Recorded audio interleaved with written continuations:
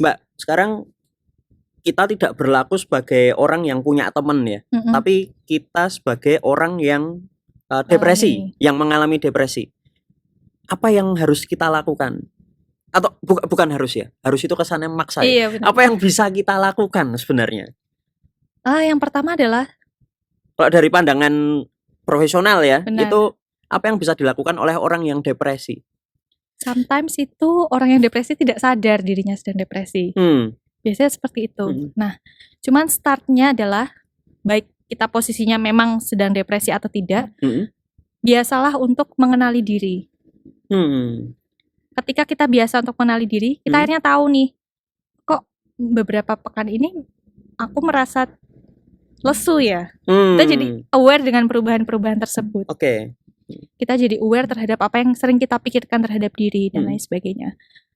Nah, ketika sudah paham tentang itu, akhirnya kan kita bisa mulai start, oh berarti ada sesuatu yang salah atau sesuatu yang membuatku perlu melakukan sesuatu. Begitu. Jadi pertama aware, dan kemudian accept. Oke. Terima. Karena kadang-kadang kan kita nggak apa-apa kok, kayak gini biasa. Atau misalnya kayaknya itu accept juga. No. Oh, itu tidak menerima ya berarti? Tidak. Oh gitu. Oh, aku lebay nih kayaknya dan lain sebagainya. Nah, sometimes kata-kata aku lebay atau kayaknya biasa aja deh. Itu menyamarkan kita dari kondisi situasi yang asli bahwa oh ternyata aku 3 hari ini tidak tidur sama sekali. 3 hari ini aku kosong. Begitu. Itu kan fakta ya. Kosong, merasa diri kosong, kemudian lompat ke kesimpulan, gini biasa aja kok. Ini nggak apa-apa deh, nggak usah. Kayaknya aku nggak apa-apa deh, atau paling nanti hilang. Tapi dia istilahnya apa ya, kayak jam gitu loh, lompat. Nah, yang namanya accept itu adalah ya berhentilah di sini tanpa memberikan penilaian. Oh, aku sedang merasa kosong. Nggak melakukan pembelaan gitu, atau beda?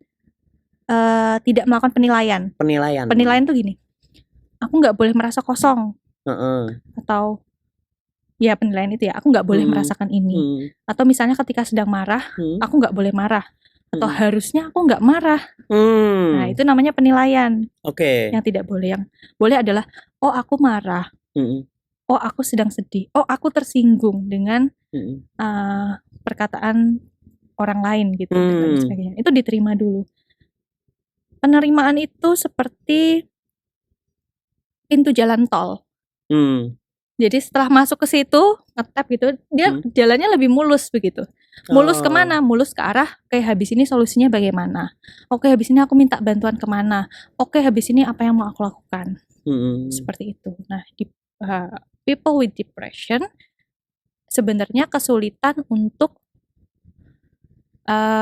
di bagian tadi itu yang aware dengan apa yang dirasakan dan menerima apa yang dirasakan.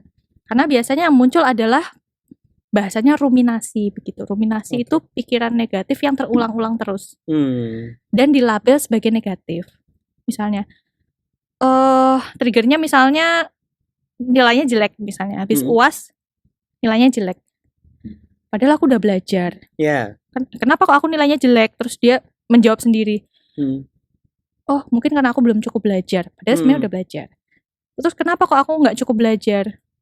Oh, ternyata aku memang nggak bisa membagi waktu. Ditanya lagi, kenapa aku nggak bisa membagi waktu? Biasanya kesimpulannya adalah, kayaknya memang aku bodoh deh.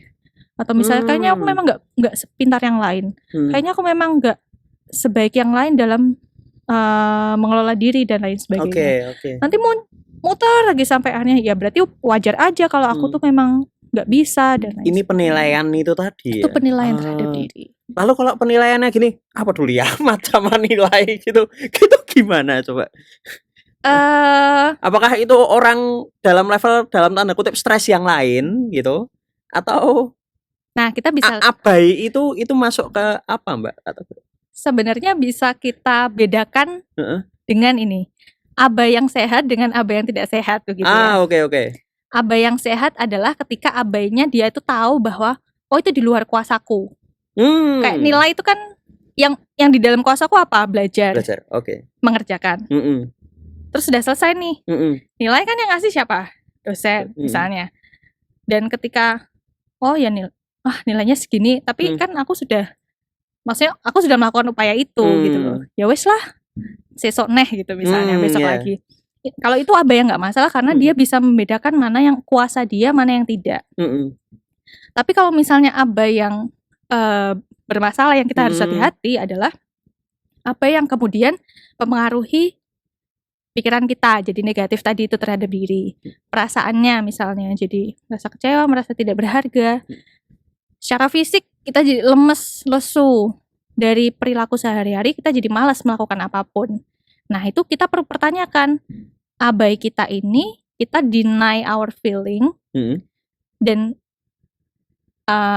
pengen in control terhadap sesuatu yang di luar kontrol kita atau tidak. Nangkep nggak Mas? Nangkep. Oke, baik. Jadi misalnya gini, dia menyalahkan diri sendiri atas nilainya yang jelek.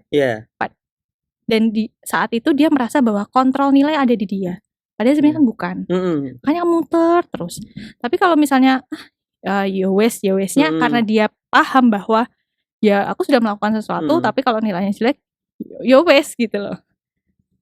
Paham nggak? Tapi kan itu bukan abai juga kan Mbak berarti. Kalau abai yang dimaksud Mas Cherry yang seperti apa? Iya itu yang tadi mengabaikan lebih ke nggak peduli gitu loh Mbak sama nilainya. Cuma itu jadi baik atau buruk kan tadi ada dua gitu kan. Bisa jadi positif, bisa jadi negatif gitu. Nah yang negatif nih, misalnya kayak setelah abai dia terus nggak mau belajar misalnya gitu. Itu masuk ke mana misalnya? Selama itu kemudian tadi. Maaf saya potong. Nggak tahu ini secara psikologi bagus apa enggak. Oh ini kayaknya refleksi diri ya Mas ya. Bukan. Kalau yang abai positif tadi refleksi diri sih. Siap. Oke. Ini lebih ke abai yang kemudian ya wes lah gitu. Tapi terus ngelokro Mbak. Ngelokro itu apa ya? Dia ya jadi lemes kemudian apa? Ya udahlah wong memang kemampuanku segitu. Itu masuk ke penilaian itu tadi berarti. Oh iya benar sekali. Makanya tadi kita lihatnya dari berpengaruhnya pada aspek lain di kehidupan. Jadi kan memang pikiran kita, perasaan kita, kondisi fisik kita itu kan saling mempengaruhi ya. Kalau misalnya ada satu saja perasaan atau pikiran kemudian mempengaruhi yang lainnya dan itu sifatnya negatif, membuat kita istilahnya lebih turun daripada yang biasanya, ya berarti harus ada yang diamati gitu dari diri. Apa ya yang kemarin, apa yang sedang aku rasakan yang membuatku jadi seperti ini dan sebagainya. Oke. Selain itu apa Mbak yang bisa dilakukan oleh bagi kita yang kena depresi ya? Tapi kalau nggak merasa ya repot ya. Iya benar. Hanya memang kadang-kadang juga butuh support system itu butuh sekali ya untuk teman-teman yang sedang mengalami mental illness. Karena kita kan fitrahnya adalah makhluk sosial ya. Kita nggak bisa berdiri sendiri. Maka dukungan itu sangat penting. Makanya kenapa kalau misalnya ada orang yang suka sendirian terus itu bisa jadi akan lebih rentan dibandingkan mereka yang punya support system meskipun sedikit ya, maksudnya nggak harus punya geng yang besar dan kenalan sama semua orang. Cukup misalnya support systemnya adeknya atau misalnya 1-2 teman begitu, yang penting dia ada itu sudah cukup baik. Itu sepertinya saya banget ya, karena saya sebenarnya ya saya itu nggak suka rame-rame gitu, enggak. Bahkan adik kandung saya aja itu bilang kamu itu ansos gitu. Gitu. Enggak, apakah itu benar atau enggak saya enggak tahu. Tapi kalau ya karena berhadapan dengan mahasiswa, berhadapan dengan rekan-rekan dosen dan sebagainya, itu oke gitu. Tapi kalau dalam kondisi sendiri ya enggak masalah juga. Saya senang juga ketika saya sedang sendiri gitu, dan malah mungkin kayak lebih seneng aja gitu. Menikmati ya. Lebih menikmati, ya betul, lebih menikmati dibandingkan kalau ketemu orang lain. Ketemu orang lain saya seneng juga, seneng banget. Tapi beda aja, rasa senengnya itu beda. Bisa dipahami, gitu. Bisa dipahami. Menurut saya masih tidak masalah ya. Kan memang kita punya orang-orang tuh punya boundaries tersendiri kan. Ada yang memang bahasa mudahnya mungkin ekstrovert begitu, yang dia energinya nggak habis-habis untuk bertemu dengan banyak orang. Tapi ada yang memang dia punya batasan bahwa ya ketika berinteraksi ya ada tujuannya misalnya ya. Tapi kalau misalnya untuk yang mungkin tanpa tujuan dan lain sebagainya itu akan exhausting gitu. Oke. Masih nggak masalah. Yang berbahaya adalah ketika tadi yang menarik dirinya itu benar-benar menarik diri dan dia tidak melakukan aktivitas atau kegiatan kayak yang rebahan tok gitu istilahnya. Tapi dia tidak menggunakan dirinya untuk beraktivitas atau mengaktualisasikan diri. BTW Mas, mungkin saya mau menyampaikan satu konsep mudah gitu ya tentang manusia. Jadi berat ini. Ini yang saya pelajari begitu ya. Saya pelajari dari dosen-dosen senior, dari guru-guru saya. Jadi manusia kan membahas tentang manusia. Manusia itu sudah diciptakan dengan semua perangkat pendukungnya untuk hidup di dunia. Nah, ketika perangkat ini tidak digunakan dengan semestinya, maka ya bisa jadi tidak berfungsi maksimal. Seperti misalnya gini, HP. HP ini bisa untuk talenan gelas enggak? Bisa. Bisa ya. Bisa. HP bisa untuk apa ya misalnya? Ganjelan pintu? Bisa. Bisa kan? Bisa dan nggak masalah kan? Iya, masalah juga kalau HP-nya mahal. Misalnya ya HP-nya mahal, misalnya mahal. Gitu, atau ya karena ini HP satu-satunya misalnya kan gitu. Baik. Ya ada nilainya sendiri. Ada kan? Nilainya. Nah, kita bisa menyampaikan seperti itu karena kita tahu nilai atau fungsi aslinya HP seperti apa. Jadi dia bisa, tapi HP yang digunakan untuk tatakan gelas akan kehilangan nilainya. Atau keberfungsiannya jadi nggak sesuai begitu kan. Dan tapi mungkin, bisa. Dan mungkin dia jadi lebih cepat rusak gara-gara misalnya ya memang tidak didesain untuk jadi tatakan gelas gitu kan. Sama juga seperti manusia begitu. Manusia tuh ada desainnya sudahan. Tapi kalau misalnya dia digunakan atau melakukan hal yang tidak sesuai fungsinya, seperti misalnya kita diberi akal. Tapi kita tidak menggunakan akal. Ya nggak apa-apa, bisa gitu kan. Kita memilih untuk rebahan aja nggak ngapa-ngapain bisa, tapi akhirnya dia nanti pasti akan menimbulkan sesuatu ke diri sendiri, ke diri kita. Misalnya jadi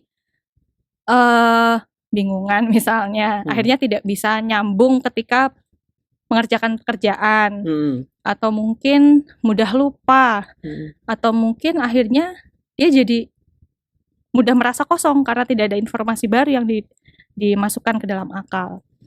Terus habis itu tubuh ini juga sudah ada desainnya nih. Dia perlu diberi makan makanan yang baik. Kalau makan kebanyakan dia juga pasti rasanya nggak enak gitu kan. Kalau dibiarkan lapar dia juga nggak enak. Jadi ada balance-nya begitu. Nah, ketika kita beri makan yang tidak nyaman, itu pasti akan memengaruhi kita jadi ngantukan misalnya. Kita jadi gampang sakit, kalau sakit kita tidak beraktivitas dan lain sebagainya. Nah, maka dari itu sebenarnya untuk menghadapi tekanan dari luar, semuanya yang mungkin bisa jadi faktor pencetus dari mental illness, hal paling utama yang kita bisa lakukan adalah kenali dulu manusia. Kita itu siapa? Kita tuh apa? Oh, saya Zahra. Saya misalnya profesinya apa, saya seorang perempuan, saya misalnya punya 2 tangan, yang sehat, yang lengkap, dan lain sebagainya.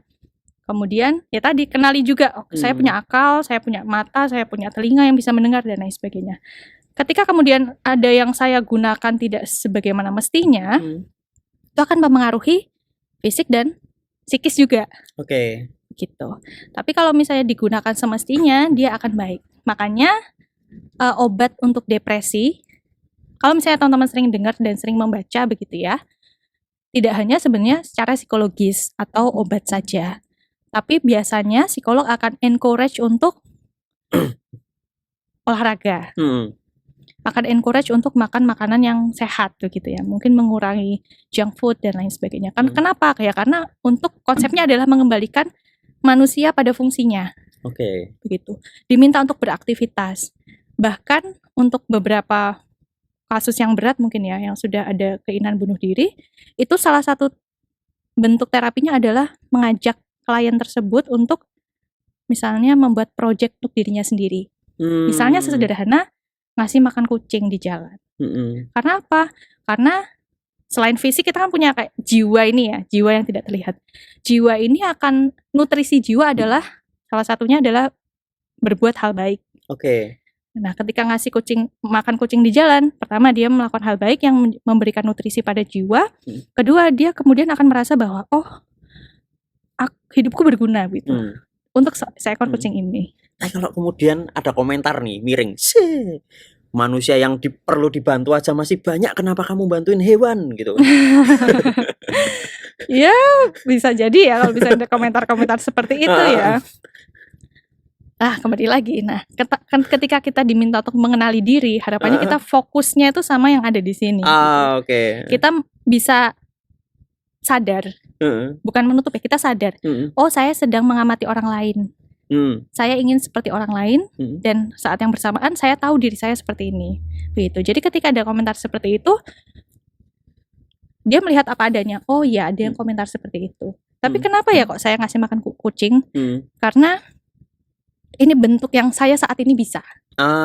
Oke. Biasanya kan pilihan ya, ketika diminta untuk mengerjakan proyek itu kembali lagi ke klien. Jadi psikolog itu sifatnya bukan memberikan solusi atau nyuruh harus seperti ini. Saran iya nggak, Mbak? Saran jarang sekali. Jarang. Okay. Jadi sifatnya adalah ya menggunakan teknik-teknik yang membuat klien kemudian jadi punya insight sendiri. Sadar ini sendiri dalam benar sekali. Terapi kami tuh kayak membuat yang unconscious, yang tidak tersadar jadi ke permukaan, kesadar gitu. Ada klien saya waktu itu, dia suka fotografi sebenarnya. Dan akhirnya proyek dia adalah dia foto begitu loh, foto manusia, dia suka moto orang begitu, dan dia lakukan. Sesederhana itu untuk apa? Untuk membuat dia bergerak. Tidak diam saja di kamar. Diam saja. Kalau diam saja itu apa yang dilakukan ya biasanya? Kosong gitu. Merenung, kemudian tadi pikiran-pikiran negatifnya muter-muter terus. Menyalahkan diri sendiri. Ya, bisa seperti itu. Ngadepinya gimana, Mbak? Sebagai siapa ini? Sebagai orang yang tahu lah. Orang yang tahu? Orang yang tahu kondisinya dia. Okay, bukan ahli ya, orang biasa, orang awam gitu. Tadi dilihat kebutuhannya apa. Kembali lagi ke PFA 3, look, listen, dan link. Tapi kalau dia nggak mau ya tetap nggak masalah. Bukan nggak masalah. Ya akhirnya kita nggak bisa apa-apa kan, Mbak. Ya di dalam aja, maksudnya misalnya di kamar ya, di kos-kosan gitu kan. Kita main ke kosannya. Di dalam aja nggak apa-apa, meskipun kita mengerjakan yang lain. Aku nunut sebentar ya ngerjain tugas di sini, di situ saja. Tapi dia merasakan ada orang di dekatnya, meskipun dia mungkin males ngomong sama kita, tapi dia tahu bahwa ada orang lain. Yang tadi saya bilang bahwa ya manusia itu fitrahnya juga sebenarnya makhluk sosial, tidak bisa hidup sendiri. Nah, dengan kehadiran di satu ruang itu ada orang lain, itu juga sudah ada apa ya istilahnya, dampak kecilnya sebenarnya untuk dirinya begitu. Soalnya saya waktu kuliah S1 dulu itu pernah beradu argumen sih sebenarnya sama teman saya yang bulan dia baru ada masalah gitu, akhirnya mengurung diri, padahal ya apa ya, orangnya pintar sebenarnya gitu, mengurung diri terus akhirnya tak lempar sendal lah. Terus kami adu argumen, keluar kamu, saya bilang gitu, ayo dikerjakan apa, waktu tinggal nulis skripsi sih, maksudnya saya aja udah lulus waktu itu gitu, tapi teman saya belum selesai gitu. Ya itu jelek ya. Tapi akhirnya berhasil. Berhasil sih. Ya. Ya karena ada orang lain yang tetap ada di sampingnya gitu, dan tidak akhirnya pergi gitu kan. Dengan cara apapun sebenarnya bisa. Kalau cara itu memang bagus kan, karena memang sudah ada trust kan. Dengan teman kan sudah kenal. Jadi kita ngelempar sendal pun nggak masalah, meskipun ya dia marah. Tapi kan itu tidak kemudian stranger ngelempar, itu kan pasti akan berbeda gitu. Jadi kita tahulah istilahnya apa ya, menunya masing-masing orang itu bagaimana. Lalu sampai temen kosnya pada keluar sih. Saya peduli amat, temenku yang dia gitu kan keluar. Ya. Gitu sih. Iya. Nah itu pengalaman bagus tuh. Akhirnya kan kita bisa. Kalau misalnya ada pengalaman kita berhadapan dengan orang yang sedang membutuhkan, itu saya yakin kita jadi bisa mengembangkan kayak empati dan lain sebagainya, dibandingkan yang cuek sama diri sendiri aja. Tapi ya itu memang perlakuan antar satu orang yang depresi dengan orang lain yang depresi juga itu pasti beda ya, Mbak. Benar. Meskipun kasusnya sama. Benar. Makanya mungkin saya disclaimer ya, kadang-kadang tuh ketika saya ngasih webinar atau apa tuh, sometimes saya ada kekhawatiran tersendiri kalau ini nanti kemudian dijadikan resep obat gitu loh untuk orang yang mendengarkan dan bla bla bla, tapi ternyata nggak berhasil karena sebenarnya yang saya sampaikan mungkin ya kasus cerita klien saya yang lain atau mungkin konsep secara utuh seperti tadi konsep manusia begitu kan yang secara utuh, tapi ketika kembali ke ruang konseling bertemu dengan masing-masing klien, ada yang dia butuh waktu untuk sampai akhirnya berani untuk mengenal diri. Ada yang dari awal dia udah cepet gitu, kayaknya dia udah siap untuk langsung mengenal diri. Nah barangkali ketika webinar itu salah satu peserta ini posisinya tidak sama dengan yang contoh yang kami ceritakan begitu, dan kalau memang kemudian hasilnya kurang bagus, mohon maaf gitu ya, tapi ya bisa jadi saat itu memang butuh tahap yang berbeda. Oke. Berarti kan kalau kayak webinar gitu yang disampaikan sebenarnya umum ya Mbak. Benar, ya. Tetapi meskipun masalahnya sama itu tadi, hendaknya kalau saya kan maksa nggak apa-apa gitu kan tapi kalau profesional kan nggak boleh maksa. Hendaknya mungkin lebih baik kayak teman-teman yang punya masalah datang ke ahli gitu ya. Benar-benar. Kalau memang tidak nyaman, maksudnya sudah kurang nyaman cerita ke orang tua, kurang nyaman cerita dengan teman dan lain sebagainya, datang ke profesional itu bisa menjadi salah satu pilihan. Dan kalau di Jogja sendiri kan alhamdulillah sekarang kita udah ada psikolog ya di puskesmas ya, dan itu biayanya gratis kalau punya BPJS teman-teman. Oke. Berarti harus bikin BPJS dulu. Ya askes lah begitu teman-teman. Tapi kayak fasilitas-fasilitas kampus itu kan ada juga ya Mbak? Iya benar sekali. Tapi itu kalau karena kita di UGM kan UGM ada. Di kampus lain ada nggak sih Mbak? Atau ada yang enggak gitu ya? Enggak semuanya ada. Mungkin ada yang ada dan ada yang tidak. Kalau yang berbayar, beberapa kampus ada seperti di UII, di Undip, UNES itu ada yang berbayar, tapi untuk yang gratis saya kurang tahu. Tapi UGM aja daftar tunggunya banyak. Benar ya, karena itu tadi masih terbatas, kemudian gratis kan jadi se-UGM jadi ya itu. Gitu. Tapi sebenarnya jasa psikolog itu kan pasti juga dalam satu hari ada batasannya kan, ngadepin berapa orang klien gitu. Kok menurut saya ya itu kurang ya Mbak. Maksudnya antara jumlah psikolog dengan orang yang butuh psikolog, benar sekali, itu kurang banget gitu loh. Iya benar sekali. Maka dari itu sebenarnya banyak kami para psikolog itu yang kemudian memberikan pelatihan seperti PFA begitu ya, psychological first aid, karena memang saat ini antara kebutuhan dengan psikolognya itu memang sedikit, dan akan lebih baik ketika ya itu kan sifatnya kuratif ya Mas ya, kalau misalnya langsung ketemu psikolog ibaratnya langsung ketemu dokter gitu. Tapi kalau misalnya ada P3K-nya, kemudian masyarakat lebih aware dan sistemnya memang baik, kayak misalnya sesederhana pengasuhan gitu loh.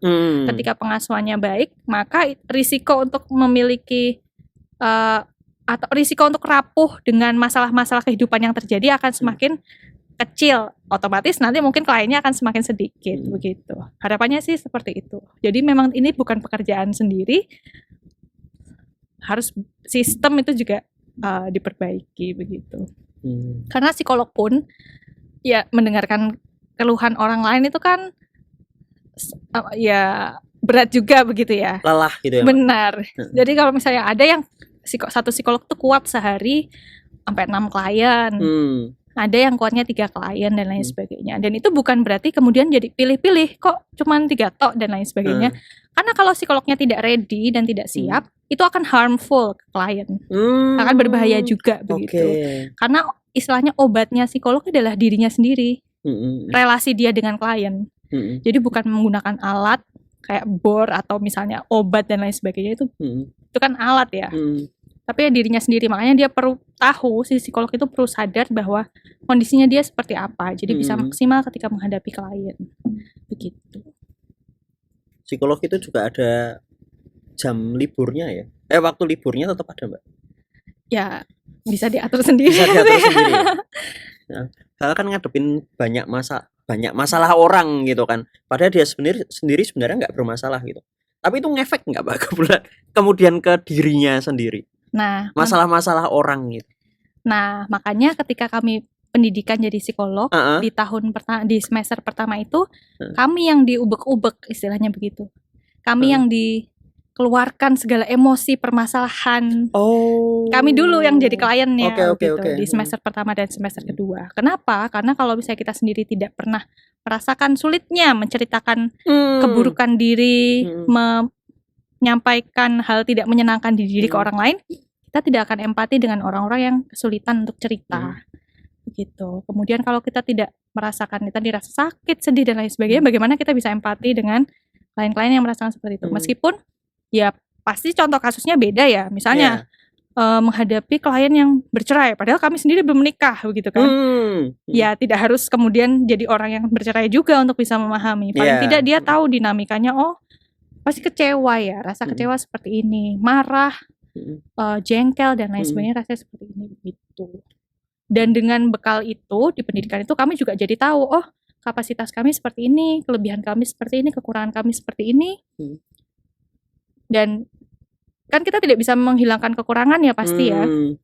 Tapi dengan tahu itu kita jadi bisa manage. Oke. Ya tapi lucu juga loh kan. Kayak ada beberapa sebagian orang yang kemudian kayak itu tadi, kamu kan nggak ngalami, kamu kan belum ngalami gitu, kamu cuma tahu teorinya aja gitu. Alah itu paling cuma teori, prakteknya juga nggak ngalami gitu. Apakah itu menjadi salah satu faktor orang tidak datang ke psikolog? Bisa jadi, karena kan ini memang profesi yang sebenarnya tidak baru-baru amat ya, tapi kan tidak banyak orang yang tahu saat itu psikolog itu apa. Mungkin beberapa tahun terakhir saja karena memang mental health cukup booming ya, karena ada Instagram, sosial media dan lain sebagainya. Jadi tahu, oh psikolog seperti ini. Dan kayaknya beberapa hari yang lalu di Twitter juga ada yang sempat trending begitu ya, terkait dengan ilmu psikologi itu bla bla bla gitu, saya agak lupa. Begitu. Ya memang ada yang seperti itu, dan sekali lagi yang bisa kita upayakan adalah edukasi. Kalau misalnya memang ada yang belum siap untuk menerima dan memang kurang cocok, ya nggak apa-apa gitu. Oke. Mbak, terakhir terkait dengan mental health, kesehatan mental itu, apa yang bisa kita lakukan supaya kita bisa menjaga kesehatan mental kita? Baik yang sudah depresi maupun yang tidak depresi. Kayak manusia secara umum lah. Manusia secara umum ya. Kayak konsepnya adalah agar tahu bagaimana cara menjaga kesehatan mental, kita harus tahu dulu kesehatan mental itu apa. Oh, tetap harus tahu dulu ya? Harus tahu. Ya gimana kita bisa melakukan, saya minum dari gelas kalau kita tidak tahu caranya mengangkat, caranya memegang gelas itu seperti apa gitu kan. Jadi mental health itu adalah kondisi sejahtera di mana seorang individu, mental health itu bukan hanya ketiadaan mental illness. Bukan hanya itu ya. Dia itu cirinya yang pertama adalah bisa mengelola stres yang pertama kali ini menurut WHO ya, mental health itu adalah kondisi di mana individu mengenali dirinya, mengenali potensi diri. Kembali ya, kenal sama diri. Yang tadi. Nah, kemudian yang kedua adalah bisa mengelola atau mengatasi masalah sehari-hari. Seperti contohnya misalnya macet, atau misalnya ngerjain tugas yang sulit dan lain sebagainya. Dia tahu caranya, dan dia tahu pola dia mengelola konflik itu bagaimana. Mengelola konflik. Seperti, oh aku tuh tipenya kalau ada konflik aku lebih suka cerita dulu nih sama temen. Ya nggak apa-apa. Atau ada yang aku kayaknya langsung nyelesain deh, terserah mau apa, yang penting gimana cara solusinya, bla bla bla. Itu juga nggak masalah. Kalau lebih suka menjauh terus balik lagi nggak? Enggak. Nah itu yang perlu dikelola ya. Berarti dia perlu mencari cara bagaimana agar bisa mengelola selain dengan menjauh. Kan ada orang yang konflik langsung dihadapin, ada yang nanti aja lah, terus kembali lagi, yuk kita selesaikan gitu. Ada yang ya udah pergi, terus ada konflik lagi, pergi lagi. Iya benar.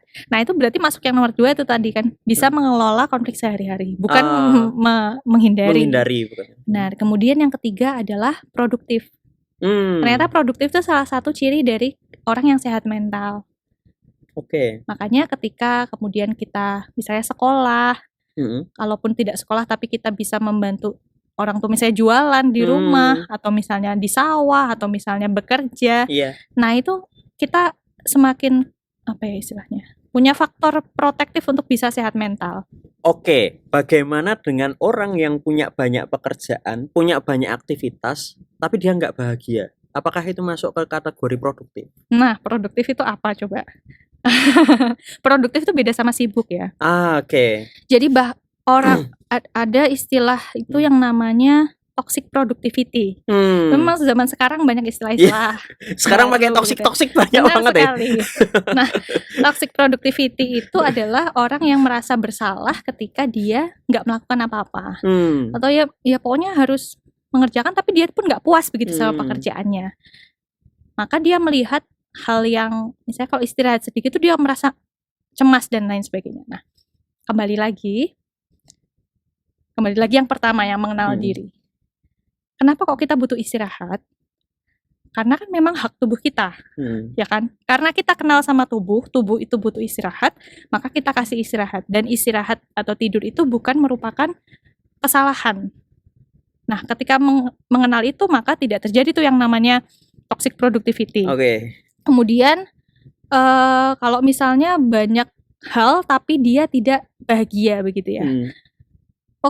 Dia produktif, dia melakukan sesuatu, tapi apakah dia memberikan nutrisi pada bagian jiwanya yang lain, seperti misalnya perasaannya. Kalau misalnya dia ternyata kerja, tapi ternyata dia jengkel terus sama bosnya, kan berarti dia merasanya marah. Nah, rasa marah itu pernah tidak diajak ngobrol lah istilahnya, dikelola. Terus kemudian dia tahu nggak bekerjanya tuh buat apa? Untuk apa ya? Ya untuk dirinya tuh buat apa begitu. Kalau asal bekerja aja tapi dia tidak tahu maknanya bahwa bekerja ini ya karena memang aku bisa memaksimalkan potensiku. Memang karena misalnya bekerja adalah ibadah dan lain sebagainya. Nah, maka ya bisa jadi dia tidak merasa bahagia dan itu bukan produktif namanya. Dan yang ketiga, yang paling menarik. Keempat yang paling menarik adalah bermanfaat untuk orang lain dan komunitas. Itu ciri sehat mental. Jadi ternyata tapi itu dari WHO. Ya, WHO. Itu dari WHO loh. Menarik kan? Jadi ternyata orang yang sehat mental itu fokusnya tidak hanya sama diri sendiri, tapi juga bagaimana mengelola potensi kita untuk keluar, untuk produce something. Misalnya, ya sesederhana misalnya kita mudahnya kayak membantu atau misalnya ikut komunitas atau mungkin ya kita mengeluarkan pendapat dan ide-ide kita yang mungkin akan bermanfaat, tidak menyakiti orang lain dan lain sebagainya. Dan tidak memaksakan pendapatnya gitu ya. Benar sekali. Nggak harus terus sakit hati ketika pendapatnya tidak diterima. Benar sekali. Karena memang ketika kita melakukan sesuatu ke orang lain itu ada efeknya namanya itu merupakan kegiatan yang menumbuhkan hormon menumbuhkan kebahagiaan yang sifatnya jangka panjang. Beda sama pleasurable activity. Jadi bermanfaat untuk orang lain ini masuknya kayak great, apa ya bahasanya itu? Great, aktivitas yang menimbulkan gratefulness. Mungkin kayak kita sebagai dosen, terus ada mahasiswa yang sukses kita ikut seneng gitu. Benar. Bahkan belajar itu bisa menjadi aktivitas yang menumbuhkan kebahagiaan ketika kita tahu belajar itu untuk apa. Tapi kalau misalnya aktivitas yang bikin senang tapi pasif ya, tapi diri kita pasif. Seperti misalnya makan kue, nonton. Itu kita senang kan? Iya. Happy betul. Kan? Tapi dia nggak lama. Kenapa? Karena itu aktivitas itu tidak menggunakan potensi kita. Kita pasif aja. Makanya kadang-kadang kalau misalnya mahasiswa aku mau healingnya apa? Nonton gitu kan. Iya sih, seneng. Tapi setelah itu selesai kan ya udah gitu kan. Iya. Tapi ya, kayak orang main ngabisin uang, habis itu kerja lagi sama uangku habis gitu ya. Benar sekali. Karena kita jadi pasif dan tidak mengeluarkan potensi kita. Tapi kalau misalnya kita melakukan aktivitas yang tadi yang sifatnya contribute dan menggunakan potensi kita, seperti misalnya sederhana masak untuk keluarga. Kita kan bergerak ya. Kemudian ya itu menimbulkan chemical bahagia begitu di dalam diri kita, dan itu sifatnya lebih long lasting. Tapi kalau responnya nggak bagus, masakan apa ini misalnya gitu, atau nggak dihabisin gitu. Iya, itu bikin stres juga kan, Mbak? Nah, makanya tadi masaknya tuh niatnya buat apa? Oke. Ke orang lain, atau ya karena memang dia ingin mendapatkan sesuatu, ingin dapat apa, feedback, ingin dapat pujian gitu, beda ya. Beda sama dengan dia memang genuinely pengen masak ya karena dia pengen mencoba, karena dia ya sebagai manusia, oh aku pengen nih coba ini, kayak apa ya, drive-nya tuh ada di dalam diri begitu, bukan karena istilahnya apa ya, jangkarnya bukan di orang lain. Oke. Gitu. Tapi ketika dapat apa ya, respon positif dari orang lain, ya dia makin bahagia gitu ya. Dan kalaupun negatif, oh berarti itu nanti buat feedback dia besok belajar lagi, seperti itu. Jadi dia bahagianya karena misalnya masak tadi itu, sudah bahagia karena masak. Ketika dapat feedback positif itu tambahan, kebahagiaan itu. Benar sekali. Kan kalau feedback berarti kan tadi posisinya dia sebagai yang pasif ya, karena kan feedback ngasih. Tapi yang long lasting adalah ya dia bergerak untuk memasak begitu. Begitu. Okay. Itu tadi 4 ciri-ciri orang yang sehat mental. Makanya mungkin kita nih, saya pribadi juga selalu refleksi begitu ya. Mana ya yang saat ini aku masih kurang, masih perlu ditingkatkan. Oh ternyata aku masih ngambek nih kalau misalnya lagi marah gitu kan. Misalnya diam aja. Atau misalnya oh ternyata aku lebih sibuk sama diriku sendiri dan aku belum melakukan hal-hal yang mungkin impact-nya bisa lebih besar. Itu boleh mulai direncanakan dan dilakukan. Dan ingat bahwa nggak ada manusia yang sempurna, selalu sehat mental terus ya. Kadang-kadang pasti mood kita turun, naik. Itu nggak apa-apa, asalkan apa? Kita sadar, kita aware. Oke. Gitu. Siap. Berarti tadi kita udah ngobrolin tentang 3L gitu ya. Mulai dari look dulu, kemudian listen, dan yang terakhir link. Yes. Kemudian kita belajar juga tadi terkait, bukan belajar ya, kita diskusi. Belajar koyo apa wae, koyo kuliah gitu. Dari WHO tadi ada yang pertama adalah kenali diri dulu. Kemudian yang kedua konflik, manajemen konflik gitu ya. Kemudian yang ketiga itu terkait sama produktif. Yang terakhir tadi bermanfaat bagi orang lain gitu. Oke. Empatnya tadi harus adakah? Iya, harus ada. Harus ada. Untuk kalau satu aja nggak ada, berarti kita sedang tidak dalam posisi sehat mental. Tapi mungkin sedang dalam proses menuju sehat mental. Oke. Makanya tadi disclaimer-nya adalah ya kita tidak bisa selalu setiap saat empatnya ada. Tapi ya karena memang kita masih diberi nafas gitu kan, enaknya jadi manusia ya kita nggak apa-apa gitu melakukan kesalahan, tapi asalkan kita sadar oh ini yang bisa diperbaiki, kita perbaiki, masih ada waktu gitu. Setuju. Itu juga saya sering banget menyampaikan ke mahasiswa. Mumpung jadi mahasiswa, ayo waktunya salah, kalian bikin salah, nggak usah takut kalian punya ide apa atau ngomong apa, toh kan tetap ada dosennya juga yang ngontrol gitu kan. Kalau salah ya masalah, malah bisa jadi masukan untuk mereka kan. Karena kalau mereka nggak pernah salah, ya gimana mereka akan tahu mana yang benar gitu kan. Benar. Dan mungkin nggak salah juga ya. Saya lebih suka ngomong nggak tepat sih daripada ngomongin salah gitu. Belum tepat begitu. Belum tepat. Ada yang lebih baik gitu loh. Kayak seperti itu. Ya, kira-kira itu sih Mbak Zahra, banyak banget informasi yang menurut saya bermanfaat ya. Ya ini bagian 4 ya. Jangan-jangan jenengan sudah sehat mental. Belum ya. Kita sama-sama berusaha untuk sehat mental. Berarti nggak harus urut kan Mbak? Sebaiknya sih memang kalau misalnya mulai melangkah ya, kalau untuk memulai kita lihat review lagi tetap yang pertama. Soalnya tonggaknya kan ketahui diri sendiri dulu. Oke. Itu yang utama gitu ya. Benar. Terus yang lainnya mungkin bisa gonta-ganti gitu nggak sih Mbak? Benar. Terima kasih banyak Mbak Zahra sudah berkenan hadir di sini dan memberikan insight baru menurut saya gitu ya. Entah yang nonton nanti semoga memberikan insight baru juga untuk teman-teman sekalian. Sekali lagi terima kasih. Sampai jumpa lagi. Sehat dan bahagia selalu Mbak Zahra. Amin. Terima kasih. Sama-sama.